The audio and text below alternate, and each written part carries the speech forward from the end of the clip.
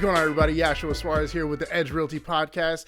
And today, a lot of us are always asking, what is the deal with the rates? Are they going to go up? Are they going to go down? Are we ever going to see those rates that we saw during that time? I'm not going to say it, but that time between 2020 and 2022. Are we ever going to see these rates come down? What's going to happen? But you know what? There's a lot of things that kind of go into that. And I feel that people need to concentrate on different things. And I had to bring in somebody that's a specialist on this, not only on the lending side and the financial side of this, of the real estate industry here in Central Arkansas or in Arkansas in general, but also on the mindset side of things, on the business mindset of things, and on life mindset of things.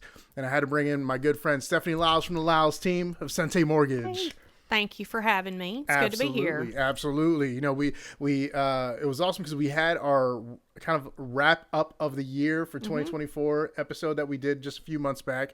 And, it just made sense to have you come back so that we can kind of get another view of maybe what has changed since then, but also kind of looking forward into 2025. Okay.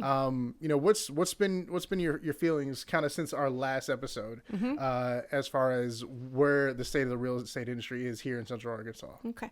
Well, first thing is I may be more of an expert at just absorbing information and maybe repeating that in a way that's easy for other people to understand. Hey, that's what teachers are, right? Yeah. So this isn't necessarily like my great crystal ball predictions or anything.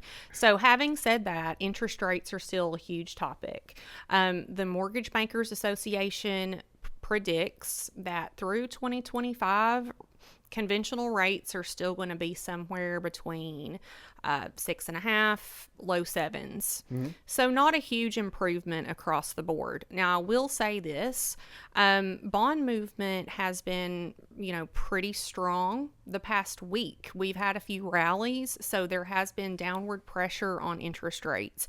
And like even on government loans, we're seeing that, 30-year fixed rate on some FHA and VA approaching the lower 6s at some times, but it's still not consistent. It's still kind of volatile. So across the board, the experts are saying it's going to take until 2026 for us to see some true rate relief. And by that would be anything that begins with a 5.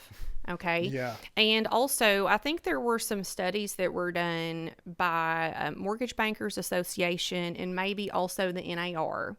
And it was, what would it take for a homeowner to leave a 3 or a 4% interest rate to sell and upgrade a home or buy another one? Yeah. What would it take? And that would be any rate that begins with 5.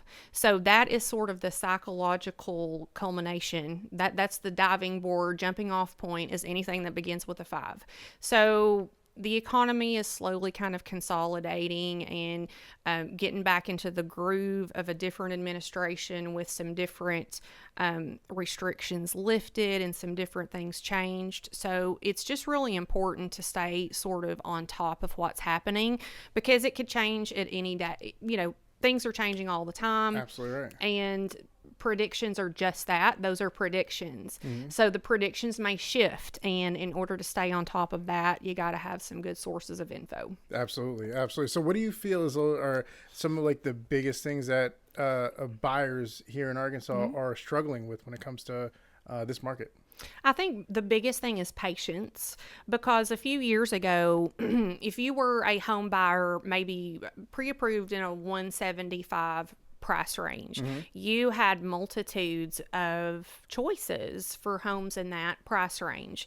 But now, because of inventory lockdown with the low rates that we had during COVID, a lot of properties aren't moving because, like I mentioned earlier, nobody's going to leave a home at 3.5% if it's financed at a cheap rate to buy another home at 6.5 to 7%. So it's the waiting process. So I feel like first-time homebuyers in particular, it may take you months from the time you get pre-approved and start house hunting. It might take you months to find that right home.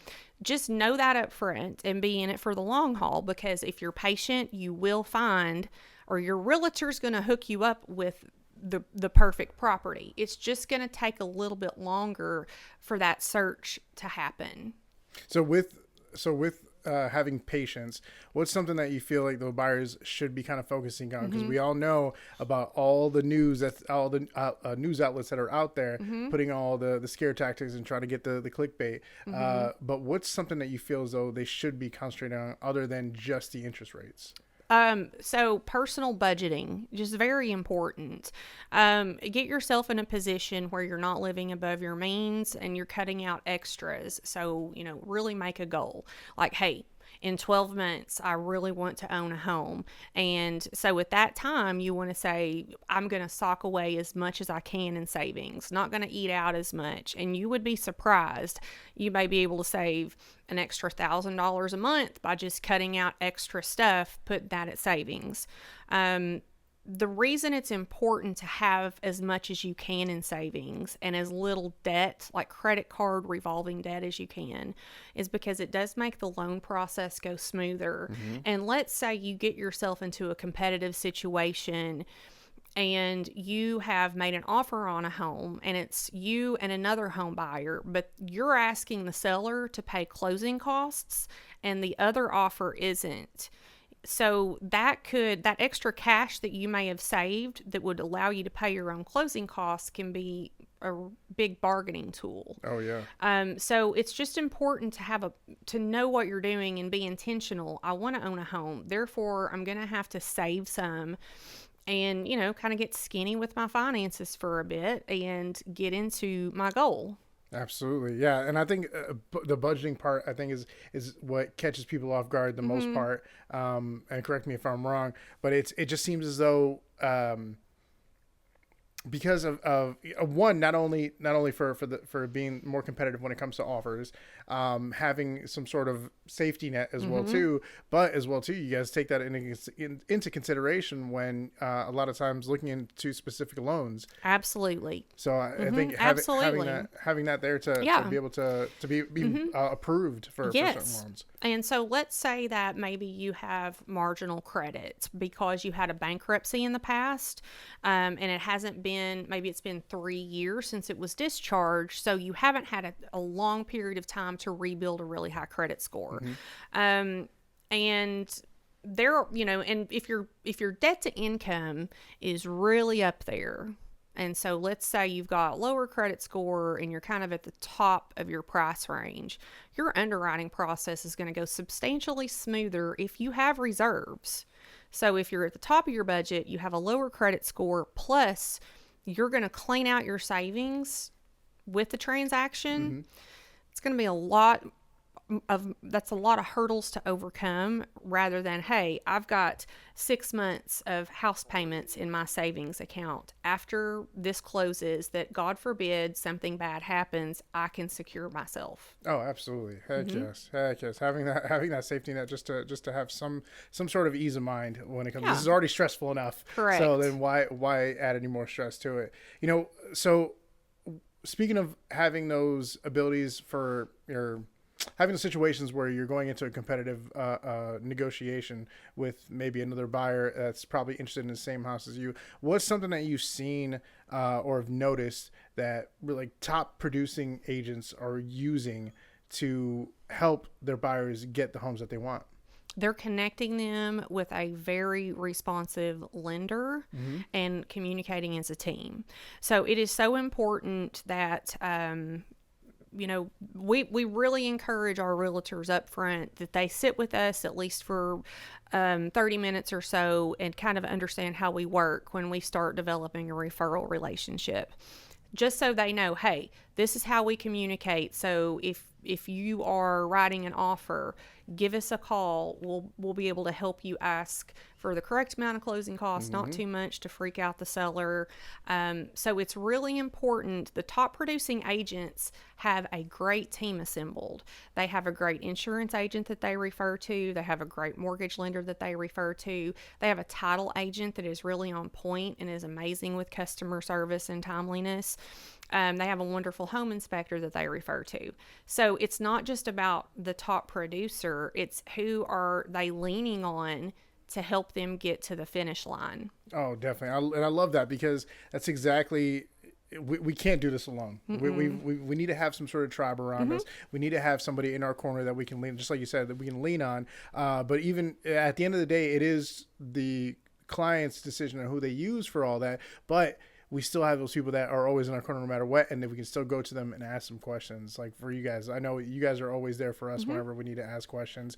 Right. And that's something that you can't, I mean, you can't buy that. You know what I mean? That's just Exactly. having some sort of loyalty there. And I think for those agents that are out there that are seeking not only more business, but seeking some sort of more confidence when it comes to being in the industry, I think it comes back to having somebody in their corner, Exactly. or multiple people in their corners from different facets of the industry, and I think that's huge. I want to switch up the segment a little bit, because the last time you were here, you gifted me a book, and it's actually this one right here, the Gap in the Gain. Yes. You gifted me this book, and I had no idea about the author. It's by Dan Sullivan, and also written by Dr. Benjamin Hardy, which they're a group. If you don't know who Dan Hardy, he's been coaching for over 50 years, I believe, for entrepreneur. Yes. Or Dan Sullivan. I'm sorry, Dan Sullivan's been producing coaching for over 50 years, and he's got a very huge coaching service that he does, and it's only through people that are very successful already in their fields, and those are the only people that can actually be led into this program, which you are a part of that program, by the way, which is amazing. But anyways, so you gifted me this book, and The Gap in the Gain. Kind of tell us a little bit about what The Gap in the Gain kind of means to you, and we'll kind of go into some other stuff, because since you gave me this book, I read all the other books that Dan Sullivan has as well too. So. Yeah. So I was actually introduced to that book because I was at a strategic coach workshop, and I'd read some other things by Dan Sullivan, and there was a man in my group. He was an international businessman from Mexico, and his name was Raul. And he was like the most joyful person I had ever met in my life. Have you ever met somebody and you're like, they are so happy? Yeah. Like they're just radiating this thing that you just want to talk to them. Oh, yeah. And so there was another guy in our group that was asking Raul, like, what have you read in lately or the past year that's been really, inspiring? And he said, I read The Gap in the Gain, and I realized I'd been doing every single thing in my life wrong. And I was like, whoa, so it really caught my attention. And he started talking about how, he had 2 small sons, and he was always feeling this pressure for his sons to be a certain way. Yeah. And so that's what really sparked my interest in reading that book. So immediately got the book, read it on the flight home, started it, and it really changed a shift in me, because the whole principle is the gap in the gain. People who were top performers and, competitive people by nature, so type A personalities, we tend to get in what's called gap thinking. And gap thinking is you're constantly looking forward. And so you're measuring yourself from your goal, and you're measuring the gap. You're focusing on what you don't have. Okay. However, we should always measure in reverse. Okay. So I can tell you I'm 44 years old. I started mortgage when I was 19. I have been through horrific things in my life. Very significant personal traumatic things, but I have an amazing life now. Like, I'm full of great things. I still don't focus on that and the things that I've overcome. By nature, my habit is to measure what I don't have and say, dang it, I really, really wanted to hit, 50 million in production this year, and I'm short. but whoa, look what I did accomplish. So when I turn around and I measure backward from, the very young person and all the struggles that I had a long time ago, turning backward and measuring the gain and everything I've gained from that, and you can't not have this huge aha moment. And like Raul pointed out, you can't not realize that you've been thinking about everything wrong the entire time. Yeah. Yeah. Yeah. Because it's a very heavy thing. And so there's another colleague in my branch, and she and I are really similar. We're competitive. We're females, and we put a lot of pressure on ourselves, and so it's really hard to enjoy your wins because we're constantly measuring ourselves in the deficiency. So I've really tried to share this philosophy with all my ladies, especially, because look at what we have gained. Yeah. Focusing on that allows you to focus on growth, helping others, like sharing, hey, let me tell you about what happened to me and how I came through it on the other side. And I don't have to measure what I don't have anymore. I can measure my gain. Amen to that. Yeah. Amen to that. And I think it was very interesting because I feel as though you when you gifted me the book, it was like meant to be. You know what I mean? Like it was. I needed that at that point in time. And I don't know how you knew, but you did somehow, I'm very some glad. way. Yeah. but when I started reading it, I was familiar with Dan Sullivan. Through some certain articles that he had written as well too, or I don't know if maybe it wasn't him, but of him probably is what it was. But when I started reading it, within the first chapter, like it really like kind of resonated, like that story that you had with Raul. Kind of the same thing with me when I first started listening to it, and I was like, oh my! So I listened to the book. Obviously, I can't say I actually read the hard book, but I listened to it. And I think it was really amazing because you do realize that at a certain point you're constantly looking at the things that you have not accomplished instead of looking at things that you have accomplished. Right. And when you can identify those things that you have accomplished and literally just take a moment to look back, take a moment to look back at everything you have done. Yeah. I think as nature goes with entrepreneurs, we always tend to look at the things that we haven't done, or even worse, our losses, right? The things that we failed in. Right. And when I kind of stopped, because I was in that boat of like I want to do this, I want to do that, I want to accomplish this, and all of that culminating kind of was like building like stress over my own self and over my own, and some strain over my own body and emotion and spirit.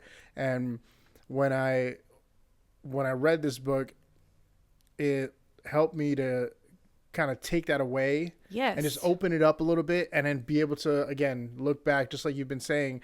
But it lets you realize that you have succeeded much more than you probably even realize. Right. And it gives you that sense of pride in yourself and accomplishment in yourself. And not only that, but and not even just professionally. And we're talking about with family as well too. Exactly. And it can apply to anything in your life, not just your business. But in particular, people who are top performers, are highly self-critical. And so that's a trait that is pretty ubiquitous. And so it's a great thing because that's a motivating spirit, for competitiveness, and the ability to push oneself. Oh yeah. But it's also crucial to recognize if you're not counterbalancing that with measuring in reverse. So seeing the gain, it is detrimental to yourself. And there's a big belief in culture, in business especially, that you have to be like got to be everything, and you Yeah. have to do everything. Yeah. So you got to be the smartest and, the most productive, and look the best while doing it. And you got to have the cleanest social media and the slickest car and all that. So it's like, what's really important to you? Yes. You know? Yeah, getting that yourself out of one, trying to please others. Yes. I think is a huge one. Like I said, like the biggest thing that I got away from this was just being appreciative Yes. of what you do have and what you have accomplished. And I think with all that, it's, we're still human. We still kind of get stuck in that moment every once in a while, which in the book, Dan Sullivan says it's okay, but it's taking yourself back out of it again. You know what I mean? Exactly. There's going to be times, because we are human, you're going to be in the gap, Yeah. which is what Dan says, but it's taking yourself back out of it to be in the gain again. Exactly. And recognizing I'm in the gap. And, we'll say that, like me and Blake, well, I'm in the gap right now. So Do you really? just give me a minute. Yeah.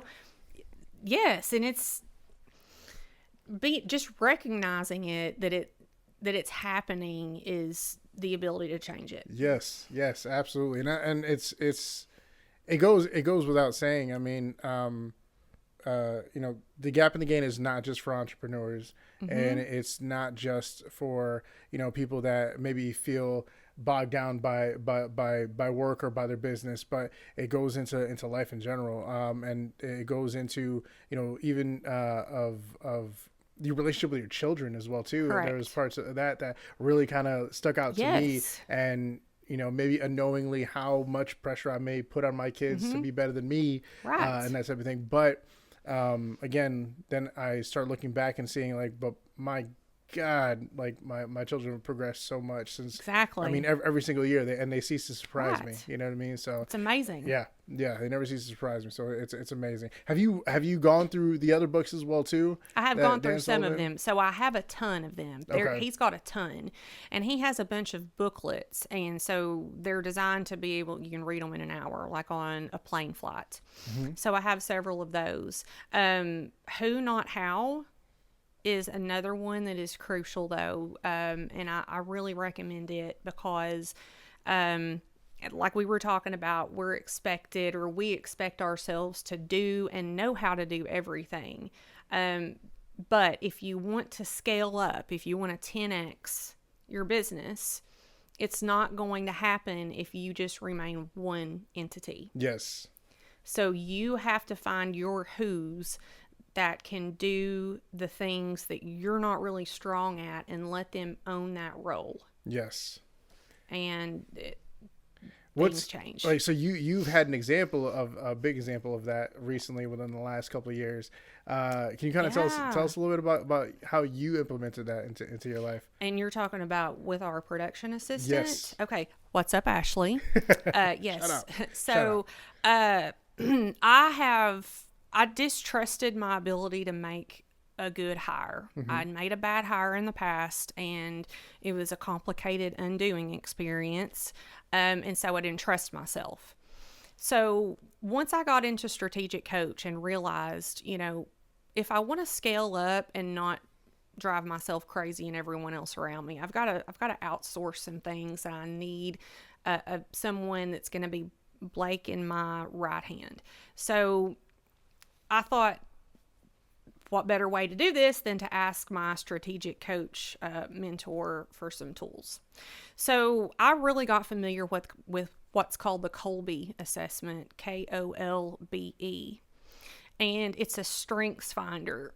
So it categorizes you. It's going to tell you, like, are you a fact finder? Are you a quick start? Are you an implementer? And it rates you in each of these areas and gives you your top areas. So you take a profile. You can have anyone on your team take a profile. And then what we did is we had our potential new hire candidates also take the assessment. So you can send that person a link separately, and then when we got her report, it showed her strengths compared to mine, compared to Blake's, and where she could fill in the gaps where we were weaker. Okay. So it was a very intensive process, and we had like 3 or 4 different interviews with her. But it has been like, it has changed things so much. That's insane. Just productive wise, she's so efficient. She's amazing at follow through, which is something I'm very weak at. And so because we have someone who is automatically filling in the gaps where we're weak, it's like a team of 3 is a team of 10. Mm-hmm. So, and it's just a really positive work environment too, because we don't have like 3 people who are all low follow through. That would be a disaster, Right. And we don't have 3 people who are all quick start, because that would mean we're all trying to dive in head first without figuring out what we're doing. Yeah. Oh yeah. Yeah. Man, that's I know we were talking about this earlier before off camera, but that's kind of where I feel like that something I could definitely use, because I always feel, I've got my teammate Jeffrey, and there's been other teammates that have kind of come and gone within our team, and I always feel as though at first I'm like, oh yeah, we would be like, this person will be good on the team, and then later on I found out that, kind of looking at the Kobe, what is it called, the Colby assessment. It's a strengths finder. Kind of thinking of the Kobe assessment, I end up looking back and seeing that, okay, we were actually like too similar when it came to our strengths, so that we were just kind of all in the same boat, right. Instead of like being a team where we balance each other out. Correct. So it's something that I feel like that we can definitely use. What's something that you would recommend for, like, with your knowledge from having the gap in the gain, being under Dan Sullivan's coaching program? What's something that you feel as though like agents now can really maybe like take away from like a book like this or a program that you've been going through? Structure everything that you do in a way that you are not comparing yourself to the competition. Yes. So I don't know, comparison, I say this all the time, comparison is the thief of joy. Amen. It's going to rob you of, and that's one of the great things with having your social media outsourced, because if you have somebody that's handling that for you, it's not going to be in your face what everyone else is doing. Because there's a tendency, like, if you see that your competitor is doing this, you're like, oh my gosh, well, I didn't do that, so now I have to do that. Well, why? Because that creates herd mentality. You're just following someone else. Amen. So it's just really important that you follow what's best for you and your values and what works for your clients. And that's going to be different for everybody. And let everybody do their own thing. Don't feel like you have to mold yourself into someone else's caricature of that. Oh, yeah. You guys all work with a multitude of agents. What is something, because you guys not only help us out, but you create relationships with everybody. What's something that you feel as though is holding back realtors when trying to be successful in this industry? Getting tunnel vision. And it happens to everyone. So just like I was telling you earlier, I have only done mortgage as a career pretty much my adult life. And so sometimes it's good for me to get out of that and kind of see things in a different lens with what's going on in the real estate community or just entrepreneurial in general. So if you're a realtor, are you getting out, going around to everybody's realtor open houses on Tuesdays? Are you meeting different title agents and talking to people who you really jive with? Because, sometimes there's a tendency for anybody to say, well, this is who we use. This is who we refer to as a company. Well, that's great, but you may have someone that works better with you personally or your clients. And so if you've got that synergy with somebody, set that up. Yeah. So get out, talk to people, interact with other affiliates, and try to really assemble your team of experts and the people that you can rely on. So for instance, if I ever had a for sale by owner, deal, which, hey, we are so thankful for real estate agents when we get a for sale by owner contract. But let's say there was something in particular that I didn't know how to address, and I just need to talk to a realtor I trust. I'm going to have a lot of those in my pocket that I know would just be willing to give me good information because we have a two-way relationship, even though there's nothing in it for them. Oh, yeah. So I want to be the same way for my referral partners. So really try to choose a team that's like that. If you have a crazy insurance question, have you got a really good local agent that you can call that would give you some good guidance on what to do with that? How would you kind of create those relationships, or how would you, if there was a brand new agent that didn't know, any specific insurance agent, any lender, any other, inspector, how would you recommend that agent to go ahead and start looking for the people that would be best for them?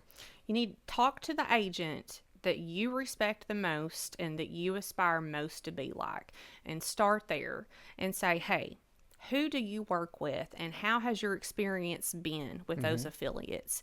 Can you introduce me to some of these? So for instance, Blake, my husband, business partner, does this a lot with new agents. If there's a new agent somewhere and maybe the broker or another realtor at that company that he's got a great relationship with, has a newly licensed realtor, they'll call Blake and say, hey, you mind spending an hour with this guy, kind of walking him through the ropes of what to expect if he refers a client to you for an application. We love that because then we have the opportunity to meet you face to face, kind of explain to you what you need to do when you have a buyer that's needing a lender contact, and it takes the fear out of that. Yeah. Because then you're like, well, I have the tools to do that. It's really easy. They showed me how to share their app, and I know I can call Blake. I can call Stefanie with questions at any time. Absolutely.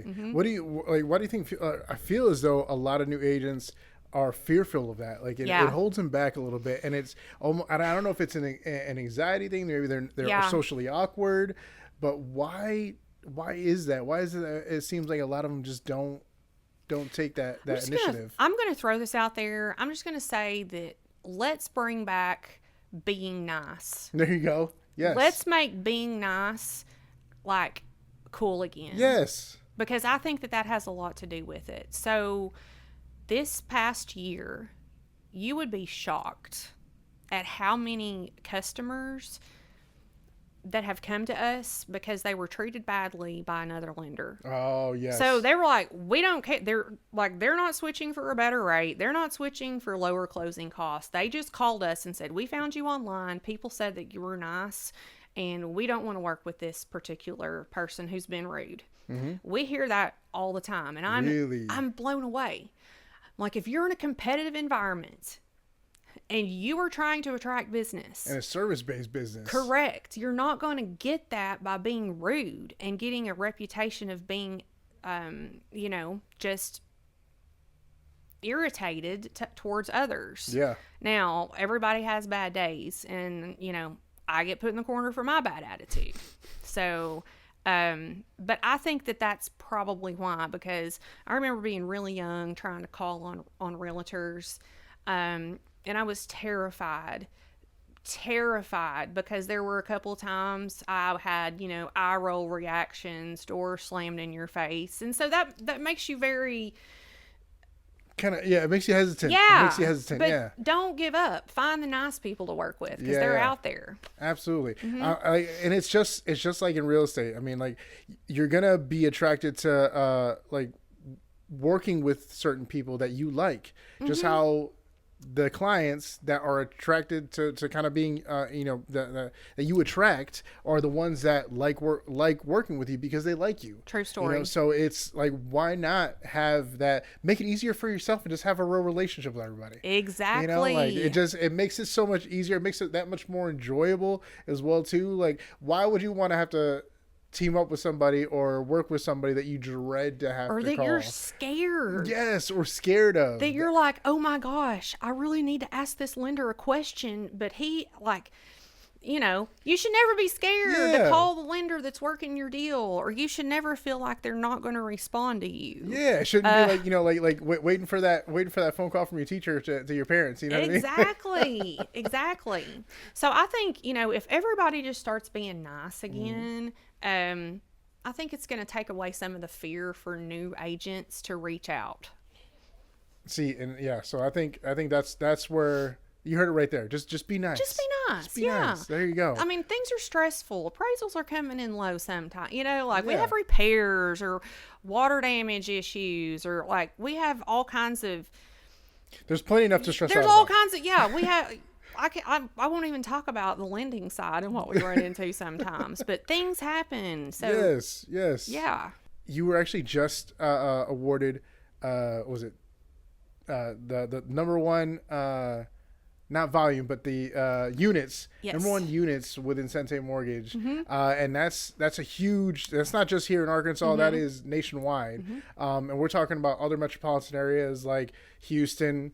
What was it? Charleston, Austin, Texas. We're in Georgia, and you were number one out of all of them. So how do you find yourself being so disciplined to kind of have that ability to do it here in a smaller metropolitan? I guess we couldn't even. I don't even know if we're considered a metropolitan, but in a smaller area compared to those large metropolitan areas. Like, what is it? What is it that you're doing that that you maybe is different? I feel like our team across the board, our group here for the Lyles team is totally focused on serving our clients, and we have a servant's attitude. And I feel like that's the difference. Amen to that. So, and my husband, Blake, I was on the phone with him when I got here today. So, he's got a veteran first-time home buyer, and he's working really, really hard to help this guy keep his payment as low as possible. It's an older home with an older roof, so the insurance is coming in higher. And, he's going out of his way to help this guy, contact different agents and really shop to make sure he's getting good coverage at the best available price. So it's things like that that make me proud of what we do. Because we're not just trying to close your transaction. We actually care about setting you up in a situation that's going to be good for your family down the road. If you have questions, we're going to be there for you. And it stresses us out if we encounter hurdles on behalf of our clients. And so that's why we really go above and beyond to make sure it's addressed up front. We want it to be a smooth process, and everybody is building relationships, making friends, and having a positive experience out of it. See, it's so crazy how I've heard that from a lot of the biggest names out there in all different industries. It's creating that relationship, having that sense of service before sale, I guess, for lack of better terms. And do you feel as though that's something that you can teach or somebody can learn that? Or is that something that's just kind of innate in you? I think that it is innate in all of us. And then, especially during COVID, things got so automated and a lot of stuff went virtual. Yeah. And I think now people have realized humans have to have face-to-face contact. And it's we have some of our colleagues within Sente that are in different areas, and they really struggle with realtors wanting them to come in for sales meetings and doing face-to-face stuff. And I feel like our market here really welcomes that. And I love that because we're a face-to-face community. Yes. Oh my gosh. Yes. Yeah. It was crazy because there was a transition where I think people were almost getting used to going the virtual style of everything. And that was extremely hard for me. Yeah, it's depressing. It was depressing for me. mean, I'm a people person, and I need to be around people. I need to Yes. be able to socialize. Even though a lot of times I lock myself away in my office here just to get work done, but I still love hearing people's voice outside the Exactly. office. Knowing that people are laughing outside the office. That's Just kind of even if I'm not a part of it directly, I'm in here but I can hear it out there, and it just kind of revives you a little bit. It lets you know other people are here working too. But yeah, I think there was a transition where it kind of people got used to it, and then went back to, okay, I miss I miss being around the people. I need that Correct. interaction. And I think you're right, absolutely right. Because we've talked about this like a lot of times on the podcast where we say, you know, one of the big things that Corbin says whenever he's meeting with new agents, especially, and seeing if we're a good fit for them and vice versa, is, you know, I can show you and tell you everything in the world, but you got to show up. Exactly. You have to show up Right. to be successful. That's right. And I think implementing that into everybody's mind and right. letting them know the more you are around what it is that you want to practice, the more you're going to be successful when it comes to that. And you've got to choose every day to show up. You do. And we all have bad days where we just don't want to turn anything on. You know, we're just like, I'm done with things right now.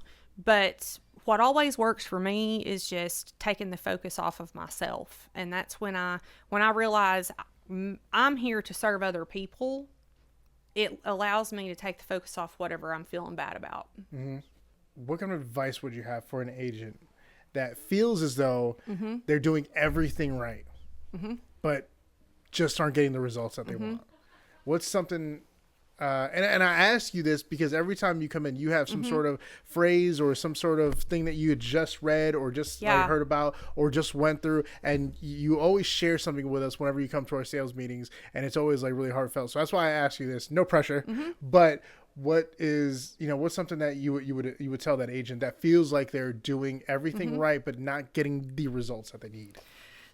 If it feels like you're doing everything right, get an outside perspective from that. So get with somebody that you really trust, that's got some experience and that you trust as a mentor, and run this by a second pair of eyes, because we all have blind spots. So, you know, there have been times where I felt like I was doing everything right, but I was sort of spinning my wheels and not like so several years ago, I was working, and I could not hit that 2 million mark per month. I couldn't do it. Like, no matter how hard I worked, I was always short of 2 million a month. So it was my goal to consistently close 2 million a month. And I had sat down with another one of my friends, and, you know, she just kind of made some simple suggestions about workflow. And that's when I realized the company that I was at previously was not set up in a way that was going to allow me to accomplish that. Oh, really? Yeah. So because I was like, well, this is, you know, the organization itself might not be a right fit for me, because this isn't allowing me to spread my wings. You know, it's kind of thwarting me. Yeah, it kind of it's got you at its Yeah. cat at the cat. So that then I they've, started seeking. unfortunately. Yeah, I was like, I'm going to find my right fit. You know. So did you from there? Did you go off into doing your own thing? And so I'd had a really bad day at my previous company. This has been going on 7 years ago. And Tom Rhodes, who is a great friend of mine now, he's the CEO of Sente, had sent me a book, and I had no idea who he was. And it was called Make Your Bed. yes, by the Navy lieutenant or captain. Yes, an admiral. Admiral, thank you. Yeah. Yes, the Navy admiral. So, and I didn't Yes. know who Tom was, and I saw that book sitting on my coffee table, and he had written a note in it with his name, no contact information. I found him in LinkedIn and sent him a message. I was like, so I need to know what's so different about what you guys got. Yeah. And that started my little approach to finding a place where I felt like I could fit in, spread my wings, and do my thing. Yes. So there is a place for everyone, you know? So if you feel like you're doing everything right and you're still not getting the results that you want, have somebody else take a look with you and some small adjustments, because it could be a big strategic thing that you're missing. How would you, and I'm asking this because, you know, from personal experiences, you know, how do you know that you're talking to the right person? I guess that'd be question number one, but also how do you even, especially what if it's somebody that you admire that you don't even know, but you do want to have them maybe, be a guide for you, or a mentor for you. How would you like approach them? Thank you. That's the word I'm looking for. You need to think about it like this. If it is somebody that you really look up to in a professional sense and you respect them, they are going to be extremely flattered that you would trust them enough to ask for their guidance. So do not let that make you nervous. They will be honored to spend some time with you and walk you through what they see that you might be able to do a little bit differently. So don't let that scare you from opening that door. Reach out in some way. Okay. They would be flattered. And I think that's something that a lot of people have said it in the past as well too, because those that are usually in like those top positions don't view themselves as anybody, I guess, of importance or mentor. Exactly. Because they don't see themselves that way. That's They just enjoy what they do, and they're good at it. And so when I feel as though when you can look at somebody that way, or when somebody looks at you that way, it is flattering. It is almost, yes. like a oh wow, like, really? Right. Like, for real? Like, you want my advice? Exactly. I mean, and a lot of times, just like you said, they'll be like, absolutely, yeah. I mean, I'll let you know whatever it is that I know. And I think that's something that people they get a little overwhelmed, or kind of, it's intimidating for them to be able to kind of go up to somebody and just say, hey, would you mind like taking a look at this? Right. And just kind of let me know what you think. Yeah. I think there's just, it's easier than people think, I think is what I'm trying to say.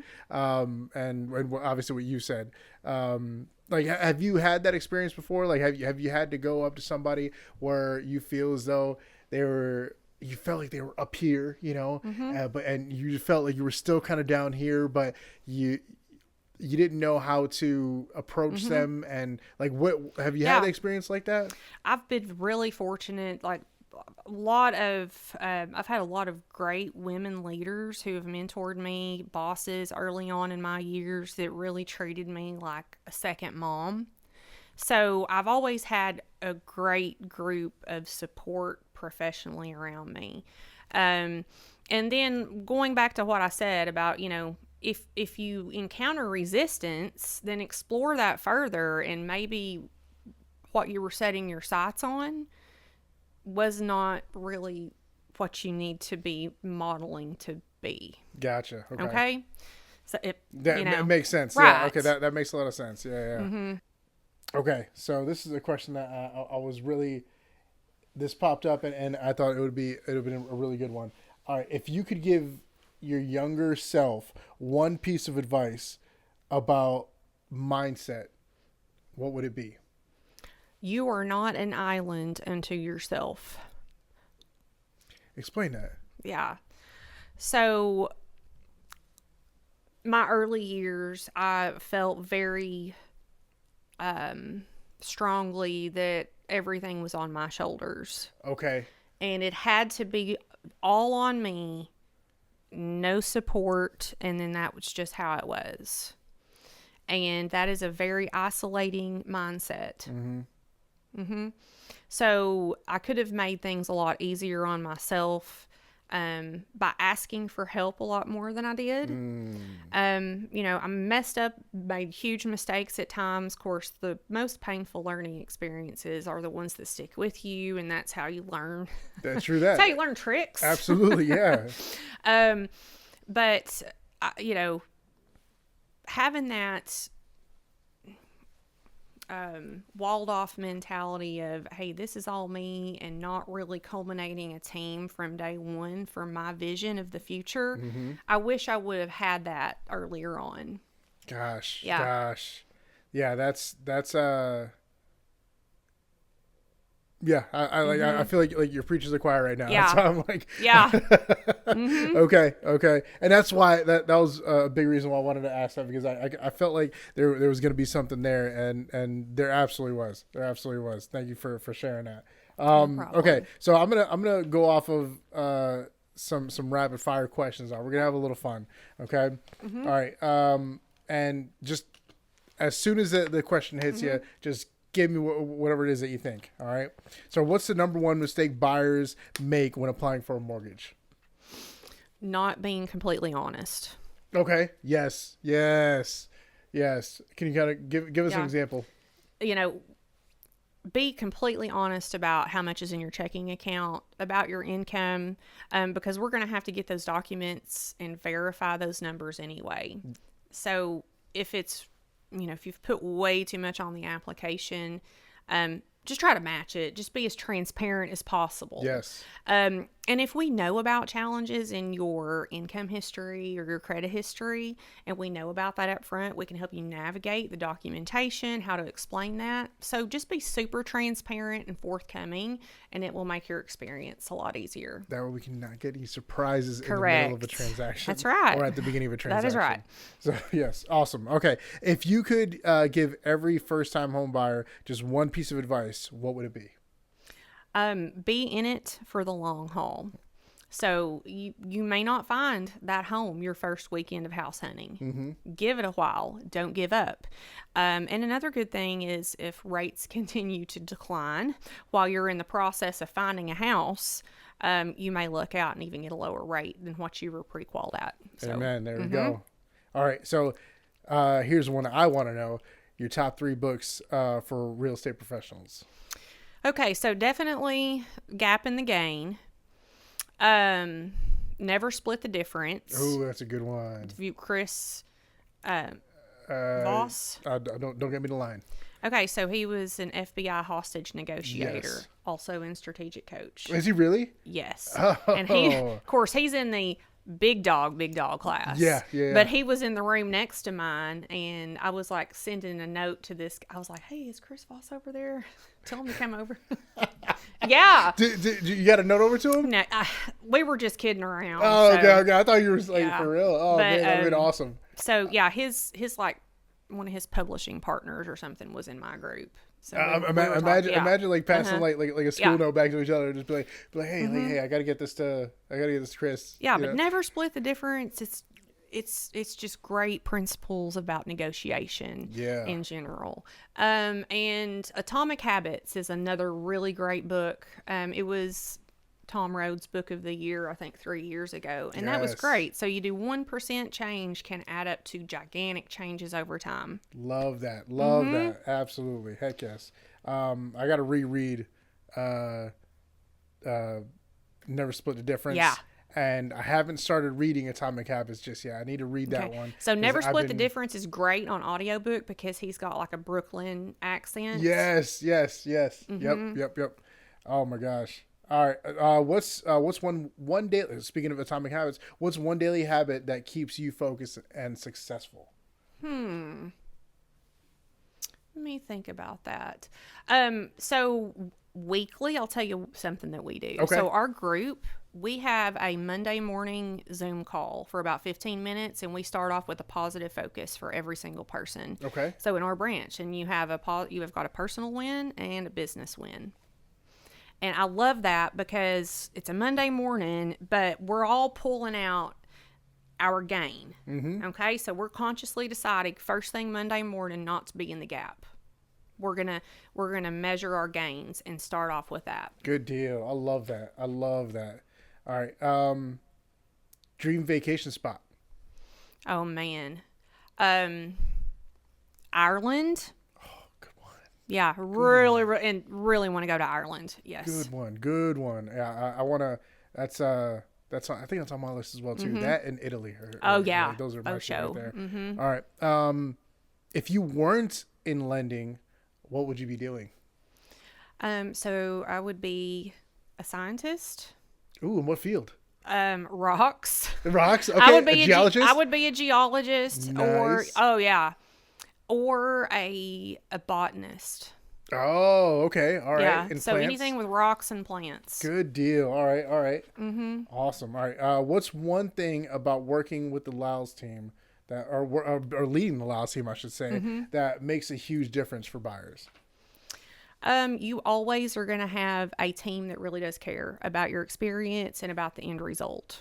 And just like I was talking earlier about Blake trying to help this customer shop his homeowner's insurance and go through those hurdles.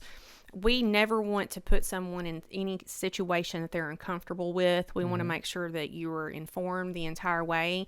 And if you have questions 1 month after closing or 2 years after closing, you know where we're at. You can call us at any time, and we will do whatever we can to guide you the best way possible. Absolutely. And I attest to that as well, too. Is there something that you kind of want to, you came in here really wanting to speak about, that something that's like on your heart when it comes to the real estate industry?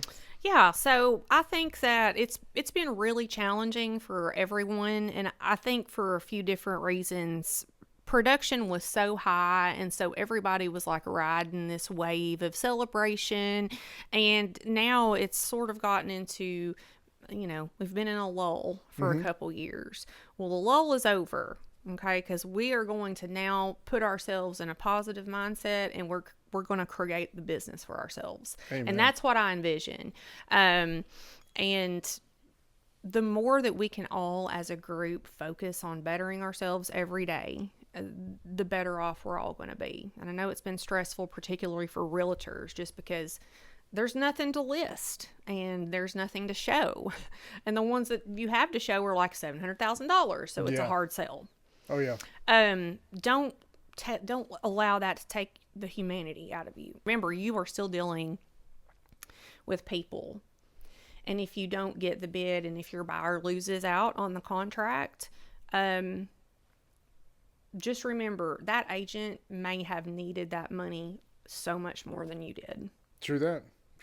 I try to tell myself that if I ever lose a deal, they might have really, really needed that check way more than I did, and I'm just going to let that go. Yeah, and that can almost be like a psychological thing for yourself, and just being able to just say, you know what, it wasn't that one, wasn't meant to be. We'll go on to the next one. Have an abundance mindset, because there's enough business for all of us. Absolutely, and I think that's a huge thing with having the mindset of saying, you know what, all right, this one didn't work out, and not only for yourself but for your client as well too. Exactly. I think because a lot of times they're going to reflect off of what your feelings are. Correct. Especially if the fact that you are the professional in the situation. Let's be the, I guess, guiding light. Exactly. When it comes to these transactions, and be a guidance to them, because a lot of times we already know we have to be that counselor sometimes as well too. Correct. We have to talk them off the ledge a lot of the times. Sometimes we have to stop them completely. Exactly. And I know there's been times where we spoke about this on one of the last podcasts as well too, where if you're gonna be of service, a lot of the time being of service is also telling people what they don't want to hear. Exactly. And so that is right. When a specific situation for me was, I had to tell somebody it's not a good time for you to sell this house. That's right.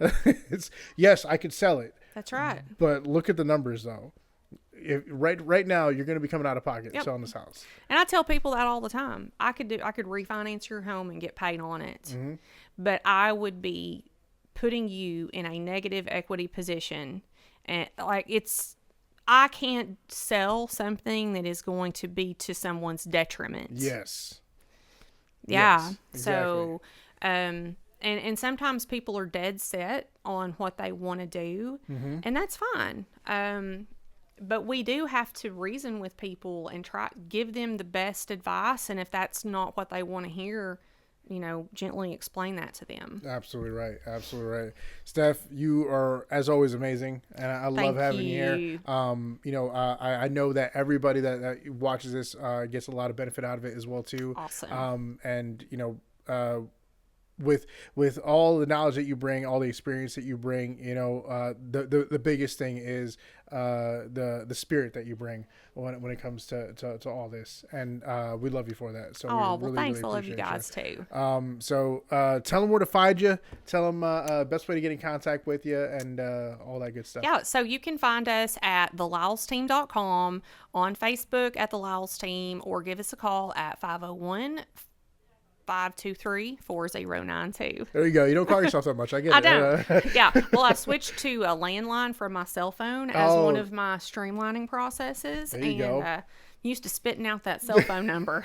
So Hey, stepping up the game. That's all it is. That's It's right. Stepping up the game. That's right. Good deal. Good deal. Well, I appreciate you again so much for being here. All right. This Thanks, is Josh. always is awesome. If you or anybody you know can find and get some really great information out of this, go ahead and tag them in this, share it with them, like it, subscribe to our channel for more, and make sure to hit that bell notification to be able to know when our next episode comes out. We're trying to make these come out weekly, but as often as possible. So until next time, this is Yashua Suarez with Edge Realty.